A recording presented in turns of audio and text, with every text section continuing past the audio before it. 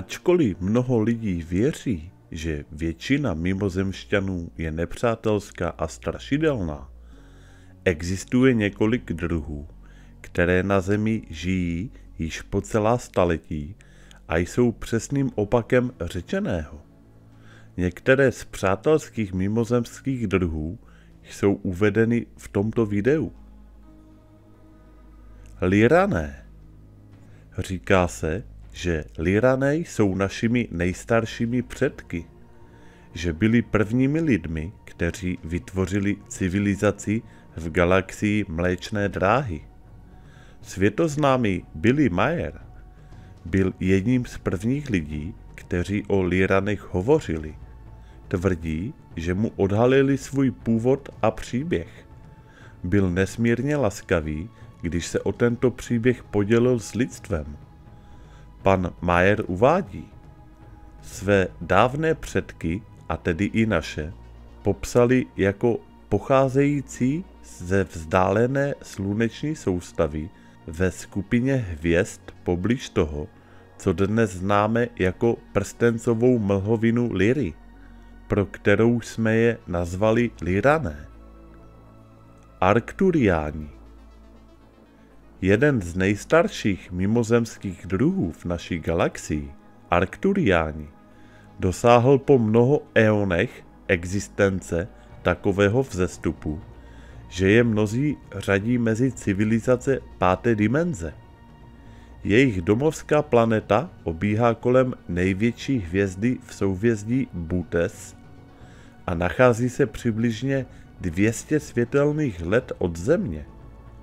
Ačkoliv se zdá, že je pro nás taková vzdálenost nedosažitelná, ukázalo se, že to pro Arkturiány není problém. Už před miliony let dosáhli Arkturiáni takové technologické úrovně, kterou máme my dnes na Zemi. Nyní už disponují jednou z nejvyspělejších technologií v galaxii Mléčné dráhy.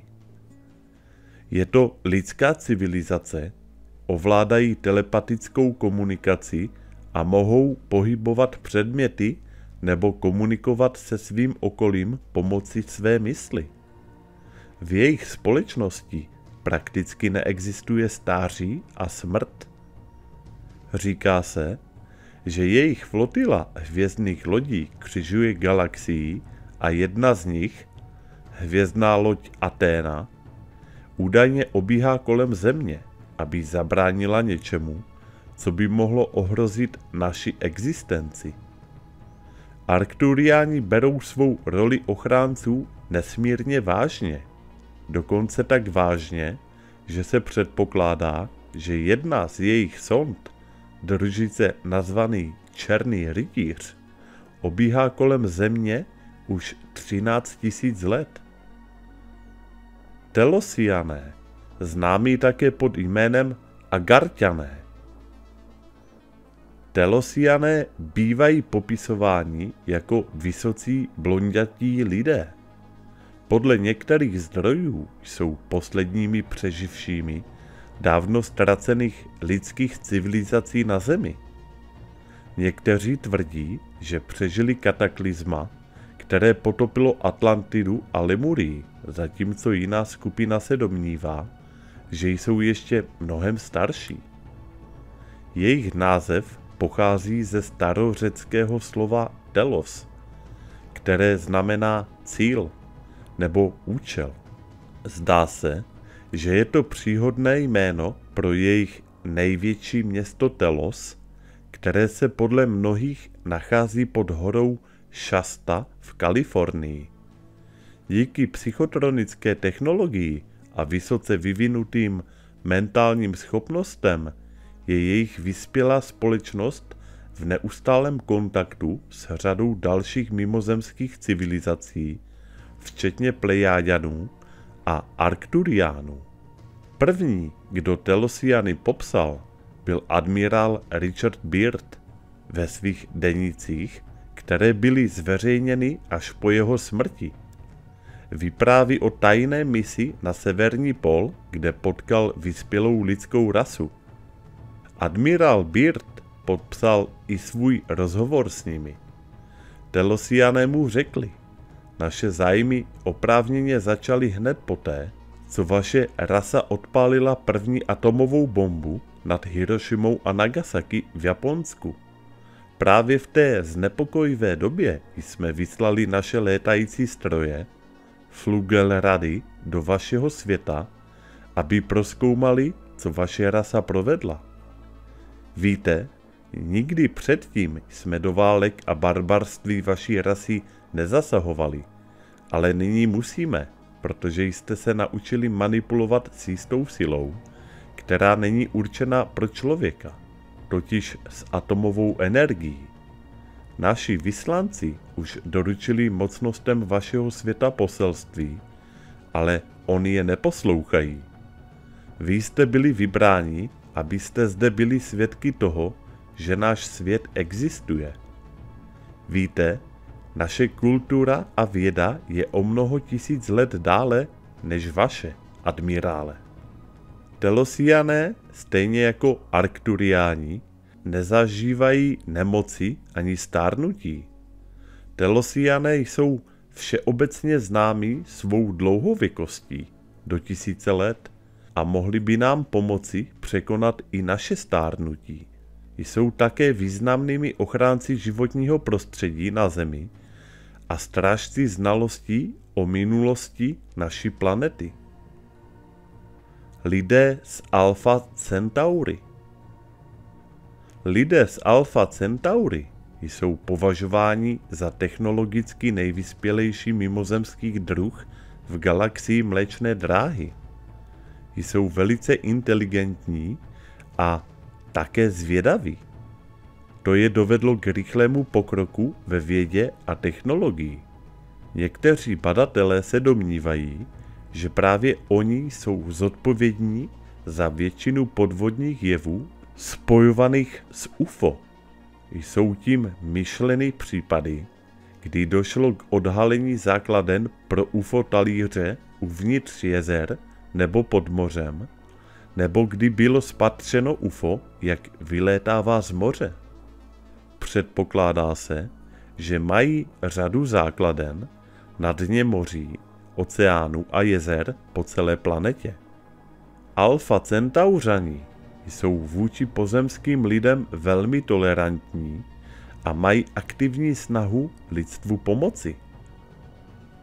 Plejáďani. Říká se o nich, že jsou potomky prvních Lyranů. Pravděpodobně jsou to jedni z nejaktivnějších spojenců lidstva. Jejich domov se nachází ve hvězdokupě Plejády, což je skupina hvězd vzdálená přibližně 400 světelných let od Země. Jejich jméno je odvozeno od starořeckého slovesa plyn, což znamená plout. Plejáďané vždy hráli důležitou roli v lidské kultuře. Jeden z vyvolených zástupců, Billy Mayer, předával poselství Semjase, plejádské ženy, která se velice zajímala o náš osud. Ta údajně řekla Billymu: nejsme ani strážci země, ani bytostí Bohem seslaných andělů či podobně. Mnoho lidí se domnívá, že dohlížíme na zemi a její bytosti a chtěli bychom řídit jejich osudy. To není pravda, protože plníme pouze poslání, které jsme si sami vybrali a které nemá nic společného s dohledem nad osudem země ani s jeho regulací. Proto je nesprávné nás vydávat za nadpozemské posly a strážce.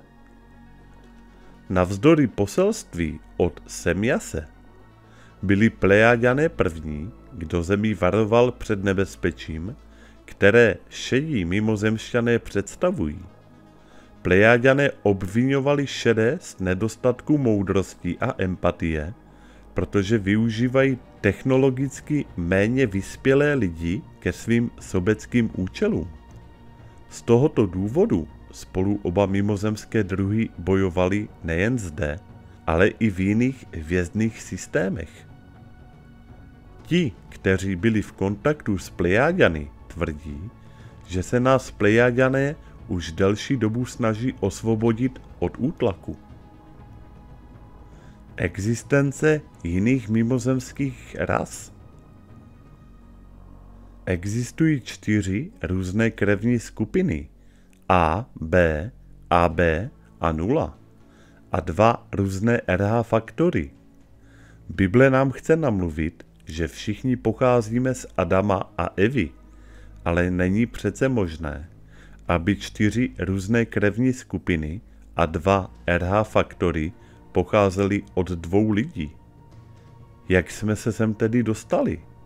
Podle sumerských textů je sice pravda, že s naší DNA manipulovali Anunnaki, ale existuje i pravděpodobnější vysvětlení.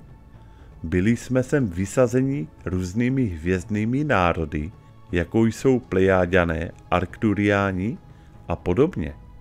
To by vysvětlovalo rozdíly v krevních skupinách, hodnotách RH, rasách a dokonce i jazykové rozdíly. Země je v podstatě galaktickým tavícím kotlem DNA. Tak a to je konec tohoto videa. Já vám děkuji za pozornost. Komu se video líbilo, tak budu rád za like a u dalších videí naslyšenou.